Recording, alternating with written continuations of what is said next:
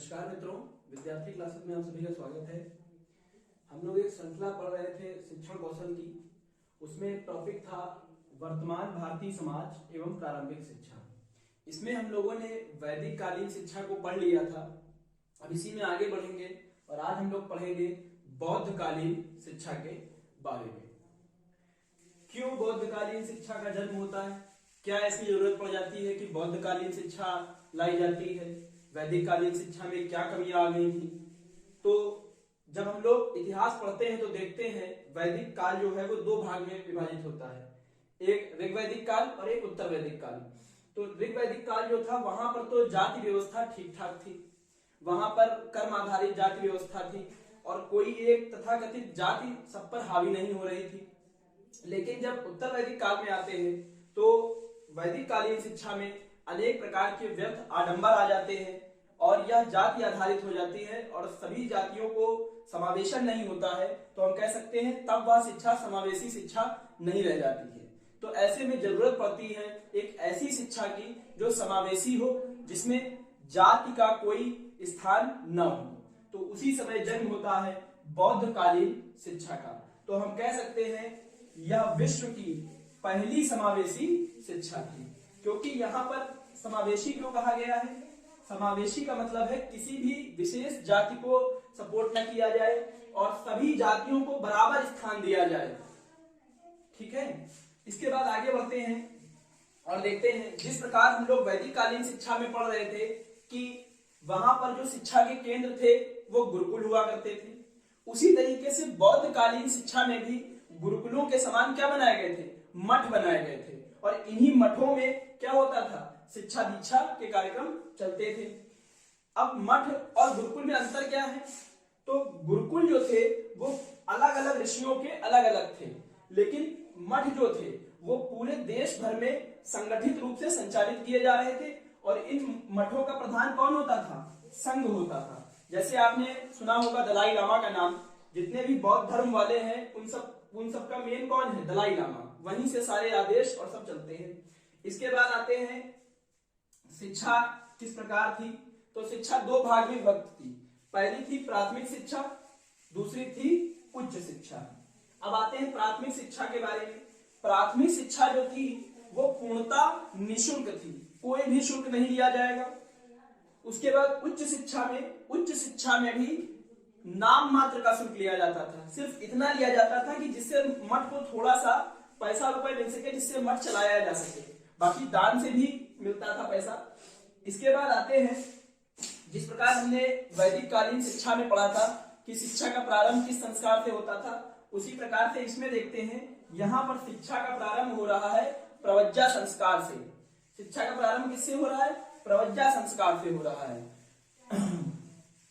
प्रवज्जा संस्कार 6 वर्ष से 8 वर्ष की अवस्था में होता था। यहाँ पर क्या होता था? प्रवज्जा संस्कार में बालक का सिर मुंडवाकर उसको पीले या नए वस्त्र पहनाकर गुरु के समीप ले जाया जाता था। प्रवज्जा का मतलब ही होता है बाहर ले जाना, यानी कि बच्चा अभी तक क्या था? 6 वर्ष तक बालक घर में रहता है, माँ के समीप रहता है, उससे ज्ञान प्राप्त करता है। लेकिन उसके बाद वो क्या होता है? गुरु के समीप जाता है। गुरु वहां उससे बालों का मुंडन करवाता है, उसको नए वस्त्र पहनाए जाते हैं और उससे क्या शरण त्रयी बुलवाए जाते हैं। क्या बुलवाए जाते हैं? शरण त्रयी। जिस प्रकार हमने उसमें देखा था विद्या आरंभ संस्कार होता है वैदिक कालीन शिक्षा में, और वहां पर जो पुरोहित था वो उसको चावल के दानों पर उंगली पकड़वाकर उससे अक्षर लिखवाता था। उसी तरीके से यहाँ पर क्या हो रहा है? प्रवज्जा संस्कार हो रहा है। और प्रवज्जा संस्कार में क्या हो रहा है? प्रवज्जा संस्कार में बालक गुरु के समीप जा रहा है और वहां पर गुरु जो है वो उससे शरण त्रयी बुलवाता है। शरण त्रयी क्या थे? बुद्धम शरणम गच्छामि, धम्मम शरणम गच्छामि और संघम शरणम गच्छामि। तो ये जो 3 थे जिसको हम शरण त्रयी कहते हैं, बुद्धम शरणम गच्छामि, संघम शरणम गच्छामि और धम्मम शरणम गच्छामि, यह 3 बालक से बुलवाए जाते थे।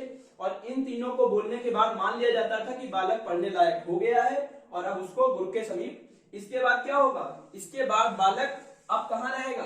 अब वह मठ में ही रहेगा, गुरु के पास रहेगा, वहीं खाएगा, वहीं पिएगा और गुरु से शिक्षा दीक्षा लेता रहेगा।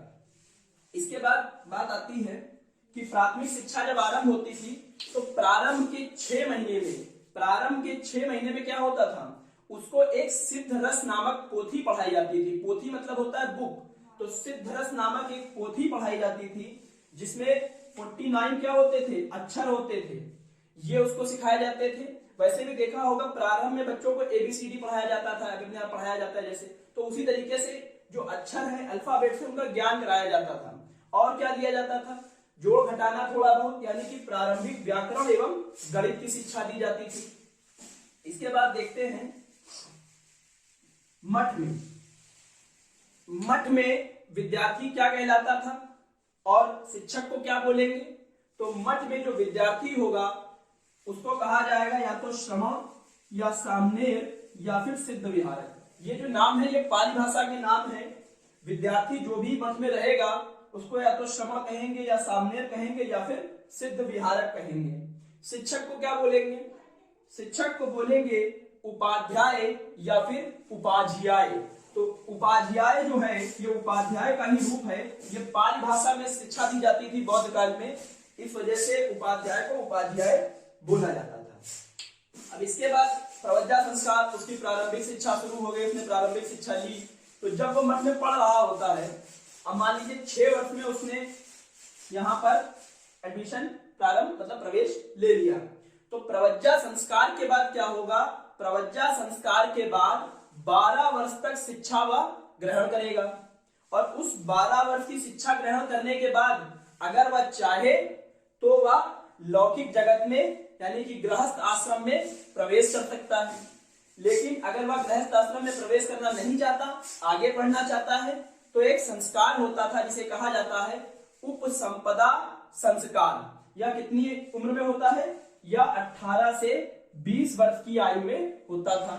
तो मान लीजिए उसने 6 वर्ष में प्रवेश किया, 12 वर्ष तक शिक्षा ग्रहण की, तो उसकी उम्र हो गई 18 वर्ष। अब 18 वर्ष बाद अगर वो चाहे तो वो गृहस्थ आश्रम में विवाह करके प्रवेश कर सकता है, नहीं चाहे तो वो आजीवन पढ़ना चाहता है, अपनी आगे पढ़ाई करना चाहता था, तो उपसंपदा संस्कार होता था। और अगर 8 वर्ष में लिया है तो 20 वर्ष की आयु में उपसंपदा संस्कार होगा। तो इसके बाद क्या होता था, प्रवज्जा संस्कार के बाद उपसंपदा संस्कार। अगर वह गृहस्थ आश्रम में प्रवेश नहीं करता है तो वह उपसंपदा संस्कार करवाता था। उपसंपदा संस्कार में वो क्या करता था, उपसंपदा संस्कार में वह आजीवन ब्रह्मचर्य का पालन करने की शपथ लेता था। और इसके बाद क्या होता था, वह मठ में ही रहता था और आजीवन पढ़ता रहता था। अब आजीवन पढ़ना है तो कुछ ना कुछ पढ़ने के लिए भी होना चाहिए, तो क्या पढ़ाए जाते थे उनको बौद्ध धर्म के त्रिपिटक पढ़ाए जाते थे। त्रिपिटक क्या है, सुत्त पिटक, विनय पिटक और अभिधम्म पिटक। क्या पढ़ाए जाएंगे, उनको पढ़ाए जाएंगे त्रिपिटक पढ़ाए जाएंगे। ये पवित्र बौद्ध ग्रंथ हैं 3, सुत्त पिटक, विनय पिटक और अभिधम्म पिटक। ये 3 जब वो उपसंपदा संस्कार करवा लेगा और उसको आजीवन पढ़ना है तो वो इन तीनों को पढ़ेगा। इसी के साथ साथ हम लोगों ने पढ़ा था वैदिक कालीन शिक्षा में। वैदिक कालीन शिक्षा में जो गुरुकुलों के पास धन आता था वो या तो राजा से आता था या फिर दान से आता था। तो बच्चे जो छोटे से ही उनको दान लेने के लिए भेज दिया जाता है, तो जब वो भिक्षा लेने जाते हैं, भिक्षाटन करने जाते हैं, तो वो पैसे ले सकते हैं किसी से, लेकिन बहुत ज्यादा कोई महंगी वस्तु नहीं ले सकते थे, लेकिन थोड़े बहुत पैसे ले सकते थे। तो उनको पैसे गिनना भी तो आना चाहिए, तो इसके लिए उनको मुद्रा का लेन देन एवं लेखा जोखा सिखाया जाता था। अब गुरु पूछेगा कि भिक्षाटन में कितना क्या मिला है, तो वो गिना भी तो जाएगा, तो इसलिए उन्हें मुद्रा का लेन देन एवं लेखा जोखा सिखाया जाता था। अब जिस तरीके से हमारे यहाँ चलता है क्वार्टरली, हाफ ईयरली, एनुअल सत्र होता है, कितने महीने का सत्र होता है, उस तरीके से यहाँ पर भी क्या था, बौद्ध कालीन शिक्षा में 12 माह का एक सत्र होता था। शिक्षा का माध्यम क्या था, वैदिक कालीन शिक्षा में क्या था, संस्कृत में शिक्षा दी जा रही थी, सब कुछ वहां सब वेद उपनिषद पढ़ाए जा रहे थे, वो क्या थी, वो सब संस्कृत में था। लेकिन यहाँ पर क्या होगा, यहाँ पर शिक्षा का माध्यम क्या हो जाएगा, या तो पाली हो जाएगा या फिर प्राकृत भाषा हो जाएगी। पहले पाली थी लेकिन बाद में जाते जाते अंत तक प्राकृत भाषा हो जाती है। फिर इसके बाद देखते हैं शिक्षा का मुख्य लक्ष्य। जिस प्रकार हमने वैदिक कालीन शिक्षा में पढ़ा था, शिक्षा का मुख्य लक्ष्य जो था वो मोक्ष की प्राप्ति थी, लेकिन यहाँ पर शिक्षा का मुख्य लक्ष्य क्या है, निर्वाण। मोक्ष का मतलब क्या होता था, मोक्ष का मतलब होता था जीवन मरण के चक्र से मुक्ति पा जाना। यानी कि हम बार बार यही इंसान के रूप में जन्म या किसी अन्य योनि में जन्म न लेते रहे, हम मुक्ति पा जाए और ऊपर भगवान के पास आराम से रहें। यहाँ लेकिन निर्वाण में क्या होता है, निर्वाण का मतलब होता है कि हम जीवित रहते हुए, इस पृथ्वी पे रहते हुए अपनी इंद्रियों पर नियंत्रण पालें। इंद्रियों पर क्या पाले, नियंत्रण पाले, और किसी अमूल्य चीज को देखकर हमारे मन में लालच ना जगे, इसी को क्या कहते हैं, इंद्रियों पर नियंत्रण कहते हैं। और यही इसी चीज को प्राप्त करना क्या कहते हैं, निर्वाण। अपनी सभी इंद्रियों पर, आंख, नाक, कान, मुंह, सब पे क्या कंट्रोल पा लेना, इसको क्या कहेंगे, निर्वाण कहेंगे। और यही बौद्ध धर्म का मुख्य लक्ष्य था। प्रमुख शिक्षा के केंद्र में जिस तरीके से हमने पढ़ा था, वहां प्रयाग, काशी वो प्रमुख शिक्षा के केंद्र थे। उसी तरह से बौद्धकालीन शिक्षा में वल्लभी, विक्रमशिला और नालंदा यूनिवर्सिटी जैसे जो संस्थान बने, वो क्या बने, प्रमुख शिक्षा के केंद्र बने। इसके बाद एक पॉइंट आता है कि बौद्धकालीन शिक्षा में, जैसे आपने वैदिक कालीन शिक्षा में पढ़ा था कि वहां पर स्त्रियों की जो शिक्षा थी वो अच्छी थी, क्योंकि वहां पर हमको गौतमी जैसी कुछ बढ़िया एक ऐसी विदुषी महिलाएं मिलती हैं जो काफी, जिनके पास ज्ञान था। पर क्या बौद्धकालीन शिक्षा में भी स्त्रियों का प्रवेश था? तो प्रारंभ में बौद्धकालीन शिक्षा में स्त्रियों का प्रवेश वर्जित था, लेकिन बाद में क्या होता है, स्त्रियों का प्रवेश हो जाता है, शुरू हो जाता है। और काफी हद तक ये भी माना जाता है कि बौद्धकालीन शिक्षा का जो पतन होता है वो यहीं से होता है, जब महिलाओं की शिक्षा मठों में प्रारंभ हो जाती है। जैसे ही मठों में महिलाओं का प्रवेश प्रारंभ होता है, कहा जाता है कि उस धीरे धीरे क्या होता है कि यहाँ पर मठों में शिक्षा का स्तर गिरता चला जाता है। इसके बाद बौद्धकालीन शिक्षा को समावेशी कहा गया था, पर यह जाति आधारित समावेशन था, मतलब सभी जातियों को पढ़ाया जाएगा, जाति में कोई भेदभाव नहीं किया जाएगा। लेकिन कुछ था, जैसे कोई व्यक्ति चांडाल का काम कर रहा है, या वह किसी पद पे होने के बाद घूस लेता है, या उसके शरीर में कोई विकृति है, तो इस प्रकार के व्यक्ति को शिक्षा नहीं प्रदान की जाएगी। आइए देखते हैं हम लोग इसके आगे क्या था। इसके आगे है 10 सिख पदानी। 10 सिख पदानी क्या है? 10 सिख पदानी वो 10 वचन हैं जो कि कोई विद्यार्थी ग्रहण करता था जब वह प्रवेश होता था मठ में उसका। तो ये 10 वचन जो थे, ये सामान्य जीवन में इन 10 वचनों को मानना काफी कठिन है। आप स्वयं देखिएगा। पहला क्या है? अहिंसा, हिंसा ना करना। क्या हम सभी को कभी ना कभी इतना गुस्सा तो आता होगा कि मन करता होगा किसी पे हिंसा हो जाए या कोई चीज तोड़ दी जाए, पर इनके लिए क्या था कि किसी भी जीव पर हिंसा नहीं करनी है। आपको क्या करना है? अहिंसा का पालन करना है। दूसरा क्या है? निंदा ना करना, किसी की चुगली ना करना, किसी के बारे में कोई बुरी बात ना कहना। यह क्या था? यह भी 10 सिख पदान में दूसरा सिख पदान था, यानी कि किसी की निंदा ना करना। तीसरा क्या है? सत्य बोलना, हमेशा सत्य बोलना था, कभी भी झूठ नहीं बोलना है, और अगर ऐसा करेंगे तो उसके लिए सजा के प्रावधान भी थे। पराई वस्तु ग्रहण न करना, किसी भी दूसरे की वस्तु अगर कोई रखी है तो इनको उस चीज को नहीं छूना है और ना ही उसको ग्रहण करना है। इसके बाद देखते हैं मादक पदार्थों का सेवन ना करना। किसी भी प्रकार से कोई भी मादक पदार्थ इनको नहीं लेना होता था, अगर ऐसा करते पकड़े जाएंगे तो ये मठ से निकाल दिए जाएंगे। इसके बाद देखते हैं महंगी वस्तुओं को। आपको बताया था या भिक्षाटन करने जाते थे, भिक्षा से ही क्या होता था, गुरुकुल की जो आय थी वो आय का स्रोत क्या था? भिक्षाटन था या किसी राजा द्वारा था। पर यहाँ पर क्या था? भिक्षा में आप किसी से कोई महंगी वस्तु नहीं ले सकते हैं कि आपको कोई उसकी महंगी चीज पसंद आ गई, आपने कहा मुझे दान स्वरूप ये दे दी जाए, तो नहीं, दान स्वरूप पर जो देगा आप वो लेंगे, और महंगी वस्तु बिल्कुल नहीं लेंगे कि आप वो महंगी वस्तु आपको दे और आप ले लें, नहीं। उसके बाद क्या था?